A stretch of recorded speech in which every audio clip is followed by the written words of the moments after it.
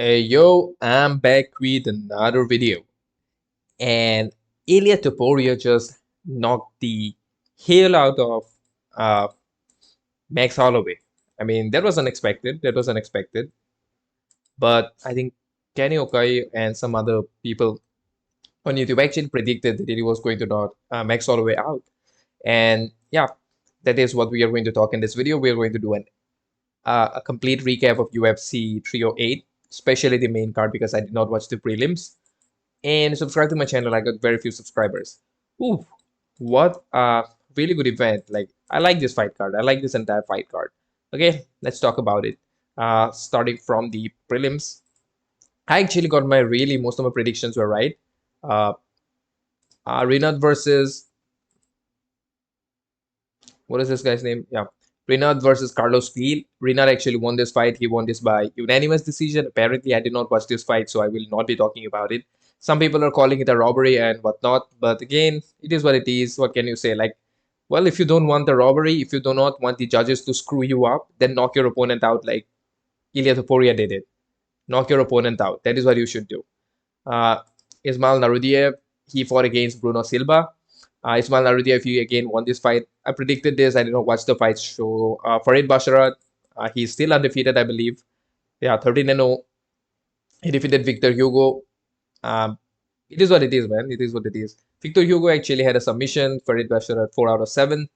Uh, yeah, good for them. Good for them. Kenny Chuku versus Chris Burnett. Actually, Chris Burnett, I did watch this clip. I did not watch the complete fight, of course. Uh, but uh, Chris Burnett apparently he he ended up hurting himself. So that also happened. Uh, so it is what it is, man. Chris Burnett, I think he's going to be out of the UFC. I don't know, man. He's not exactly a legit contender at heavyweight. He's just there for fun. And Kennedy Netshuku, I think he was fighting in the light heavyweight division at one point of time. Now he's fighting in the heavyweight division. So yeah, it is what it is, man. I never really paid any attention. Abuz Magomedov actually submitted his opponent, Bruno Ferreira.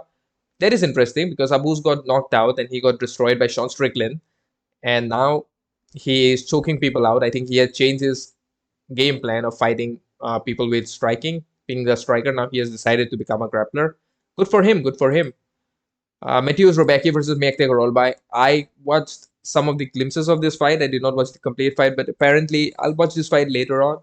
But apparently this fight is a fight of the year contender. They both really had really good moments. I picked Miakte Gorolbai to win this fight, but Matthews Robacki, he won this. It was good. I mean, I didn't watch the fight, but if everybody is calling it a good fight, then it must be a really good one. I did see some pictures of Orolbai. His face was really destroyed. Jeff Neal made a comeback and he knocked out RDA. I thought Jeff was going to win this. Yeah, I mean, I knew Jeff was going to win this because Jeff is younger compared to RDA. I mean, he has had less mileage for sure. RDA has what, 32, 42, 49 fights. RDA is what, like 40 years old, something like that, and he's still fighting in UFC. Ibo Asian, Ibo Aslan, he also won this by unanimous by knockout. I thought he was going to win that by unanimous decision. Again, I had no idea about Ibo Aslan, but it is what it is, man. It is what it is. It is what it is. We'll talk about that. Sharabuti Magomed versus Arman Petrosyan. This fight kind of set the tone for the entire main card.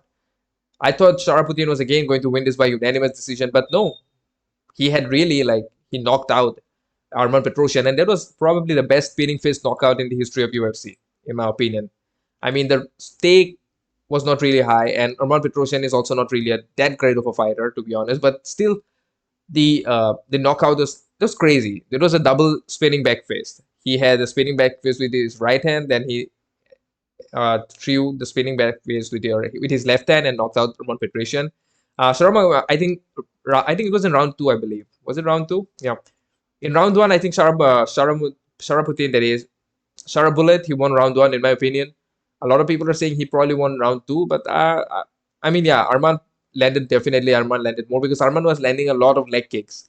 But Shara, on the other hand, he was landing, he had landed some really good side kicks to the body because of which Arman actually went down to the ground.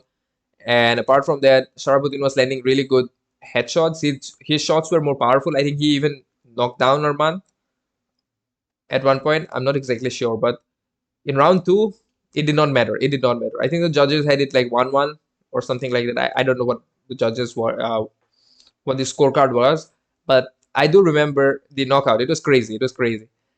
Second round, I think this is the first finish of Sarabutin's career in UFC. Good for him. Good for him. He wants to.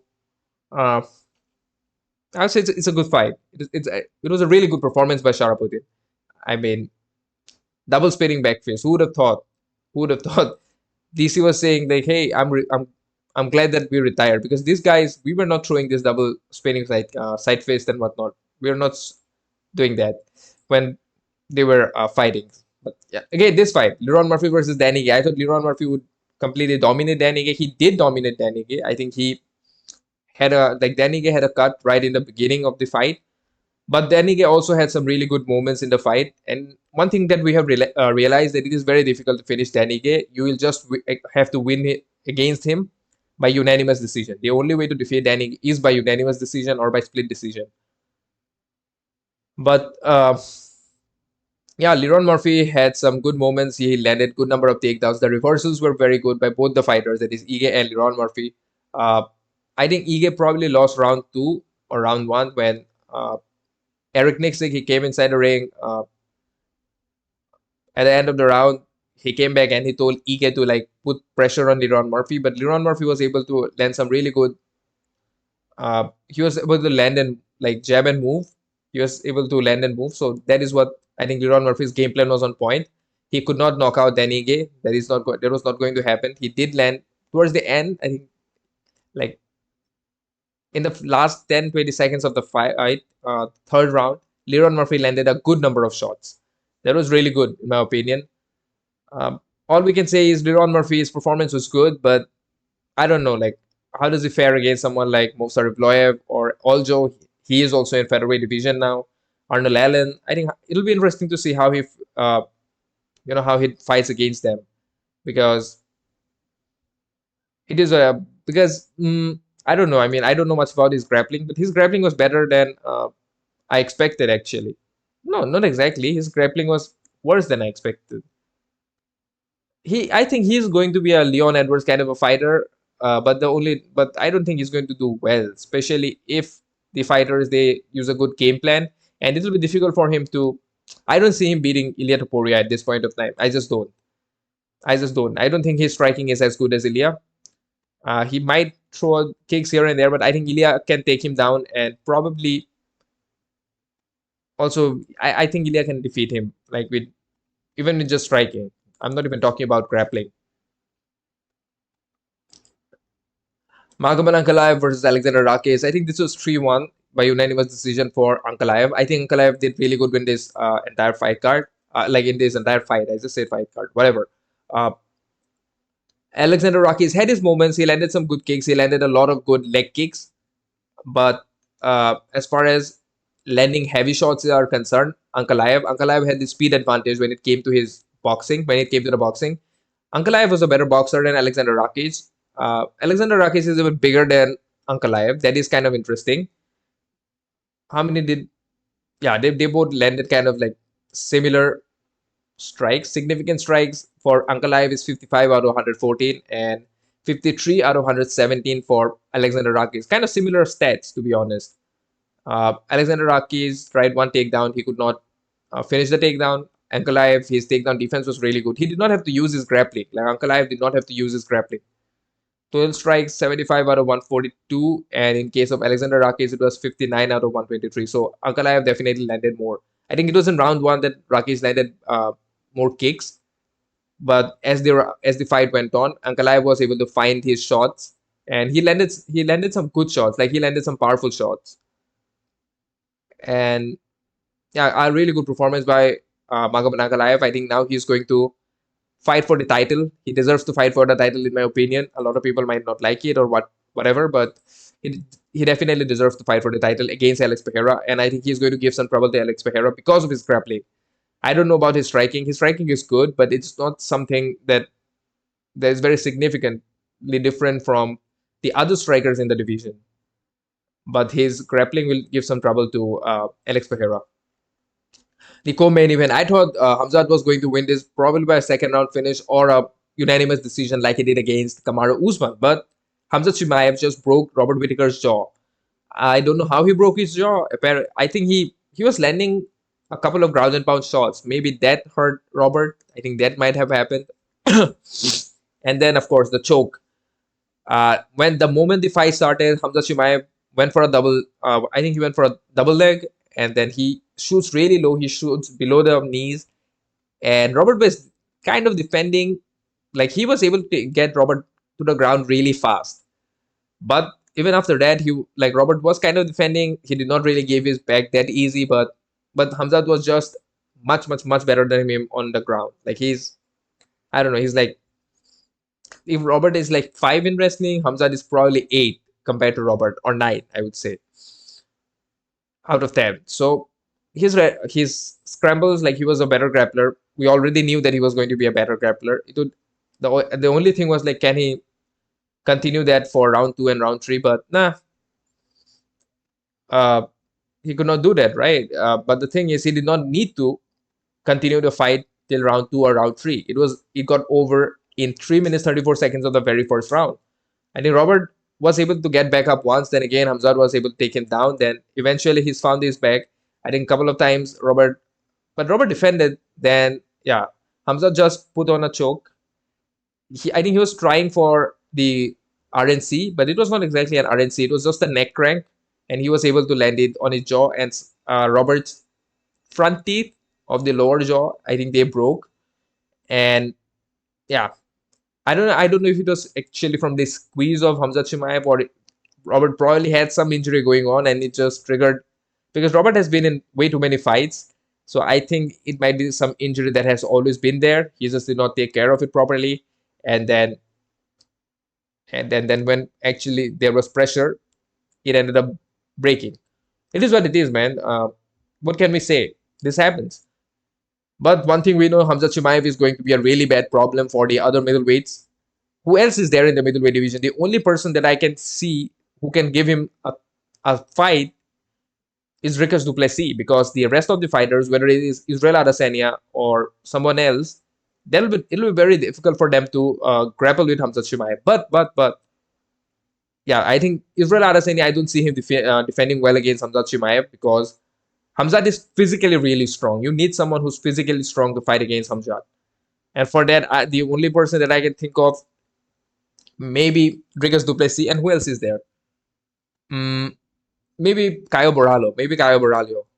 Because Caio Borralho can grapple. He can grapple. He's not exactly the best grappler in the world, but he can still grapple. He can grapple. He can do it well.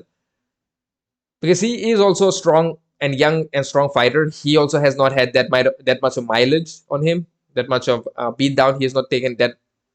Like Robert has been in too many wars, so I just think his body is giving up at this point of time.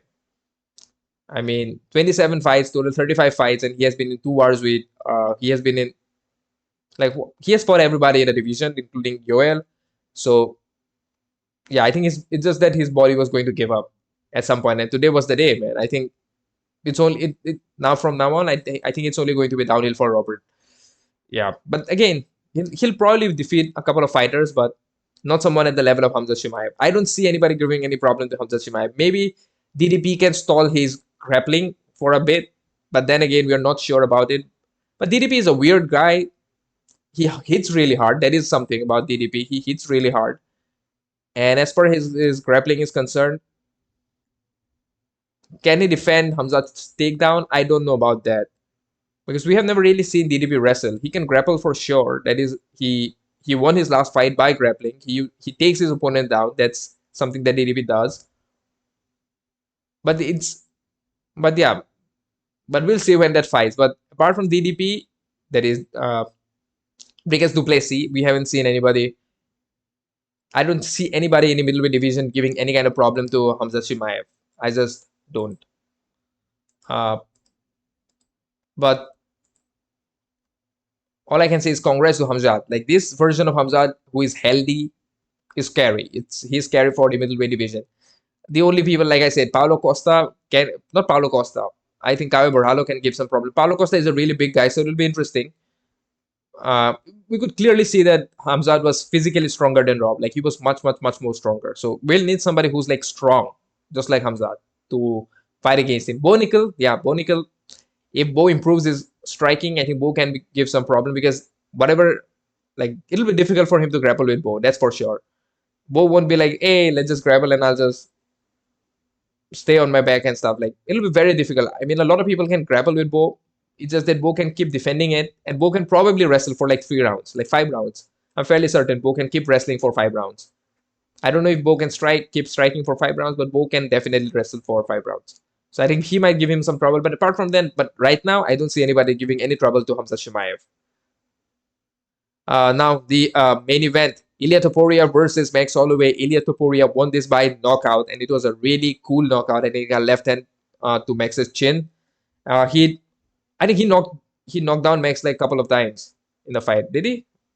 But no, I like Ilia Topuria when he rocked Max, when he connected on Max. Max was moving his head and he was shaking his head, and we have never seen Max react like that. Like Max has been punched by everybody, including Justin Gaethje, Dustin Poirier. That was in 155, but Max would never really reacted to the punches like the way he was reacting to Ilia's punches. So the thing with Ilia is that he is very accurate. Even when I made these prediction video, I say that Ilia is not somebody who has raw power like Josh Emmett or Stephen Thompson. Not Stephen Thompson, Jeremy Stephens. These two people, they have really raw power. But the thing with Ilia is that Ilia does not have raw power. He has really good power, but he's also very precise with his striking. He can find those shots. His defense is good, and the leg kicks, the calf kicks, were on point. Like Ilia was landing, like whenever he was throwing those leg kicks, calf kicks, you could land them perfectly on Max Holloway. Um, Alexander Volkanovski also, I think, did the same thing in the first fight. I don't exactly remember because it's long time. It's been a long time. But Ilia Topuria, his game plan was on point. He was able to lift Max up and just slam him on the ground. We have never really seen people do that to Max Holloway in a long, long time. I don't even remember if somebody grappled. Somebody was to. I don't remember anybody who has uh, dominated Max on the ground, but Ilia was able to do that. I thought he was going to grapple, and he did that, which is something I like about him because he was not stupid who would just come and stand and bang with Max. He wanted to do that in the early round. Like the moment the fight started, Ilia wanted to kind of stand and bang in the middle of the round. A lot of people are saying that Max should have done that. I think Max should have been knocked out if he did that. Max knew probably more than us, but the moment I think Ilia started landing punches on Max, he probably took notice of Ilia's power. He probably realized that, okay, this guy is different. But Max was landing good. He was landing his jabs. That was good. I think in round one, Max was landing his good jabs. I think Max won that round because he was landing more clean shots. He was landing cleaner shots. But Ilia did take him down. He did not really do any kind of damage on the ground. So, but you never know how the judges were going to score that fight. But some people were saying like it was 1-1 coming to second round. Ilia probably won second round. But in second round, Ilia started finding his range better. He was able to. But those leg kicks, man, those leg kicks should be considered. If those leg kicks are considered, I think he landed uh, more significant strikes. Like his striking percentage is really good. Yeah, he 52%, whereas Max only 79%. That is, Max threw 209 strikes and he landed only 84, whereas Ilia threw 147 and landed 78. Ilia does not really waste his energy. That is something. He's really precise, and his technique is really on point, and it's nice to see. It's nice to he's different. I remember like I say, I talk about it whenever I talk about Ilia. The way he knocked out Bryce Hall, Ryan Hall. That was really really satisfying. Joe Rogan was really high on Ryan Hall. Ryan Hall was doing Iminari rolls after Iminari rolls without any technique, without any striking. And when Ilia Topuria was able to just knocking out Ryan Hall, I think that is when I became a fan of Ilia Topuria. I say there, like everybody in the division, they'll have problem against Ilia Topuria. I think it'll be interesting to see how someone like how he deals with someone like Movsar Evloev. Movsar has good wrestling, so does Ilia. All Ilia needs to do is he needs to defend his takedowns. In round one, I think from round two onwards, Ilia will be able to find his range and he'll be able to find his chin. And if Ilia finds your chin and he gets you close to the fences, that is where he does his best work. He did the same thing against Paul. He was able to get you to the like he is able to get you close to the fences, and that's when he is able to find your chin. He did that against Max as well. He landed a lot of shots on Max. I mean, Max has a good chin, but Max, for moving forward, we don't know what Max needs to do now because his chin has been cracked. Like, let's be honest about this. And once your chin gets cracked, it's different, brother. It's different. You're not going to be able to just take more punches and give more because his style, Max's style, completely depends on his chin. Like where it takes one to give you back two, but his chin has been cracked. And big congrats to Ilia Topuria. He's the new star of UFC, in my opinion. The dude is big in Spain. I think his next fight is going to be in Spain. I don't know who he is going to fight against. Volkanovski entered inside the ring. I don't want to see him fight Volk again because I think Volk is going to get destroyed one more time. And it'll be really painful to watch that. I don't want to see him. Like Volk is 36. Ilia is going to be 28 when they fight. So yeah, I think Ilia is going to be like 28 when they fight. Volk is going to be like 36 and a half, 37.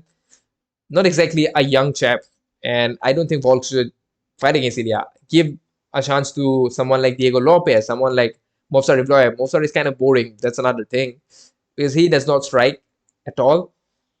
So maybe Diego Lopez. I don't know if Diego can do a lot of damage to Ilia Topuria because Ilia also has good cardio. He paces himself well. He can fight for 5 rounds. We saw that against George Emmett. And yeah, and he has power. I think he will finish probably Diego Lopez as well. But it'll be an interesting fight, nevertheless. I guess that's it. That's it from today's video. Big congrats to Khamzat Chimaev, Ilia Topuria, Magomed Ankalaev, Leon Murphy, Sharaf Ulet, and all the other fighters like Rinat. I mean, that was a review. And Matthews Rebecki, whatever. Big congrats, but yeah, Ilia Topuria, finally, I think the new face of UFC, in my opinion, the new star of UFC. Everybody was there. Entire Spain is probably like, of course, Real Madrid lost. So I don't think they're going to be celebrating a lot, but I think still the people in Spain, they at least have somebody like Ilia. Although he's not a Spanish guy, whatever, but Alicante, Spain. He's living there. Yeah, I'll have to visit Alicante, Spain someday. This became a long video, dude. Like, I guess that's it from today's video. If you enjoyed the video, drop a like and please subscribe to my channel. I've got very few subscribers, and share this video to your friends and family. And peace out.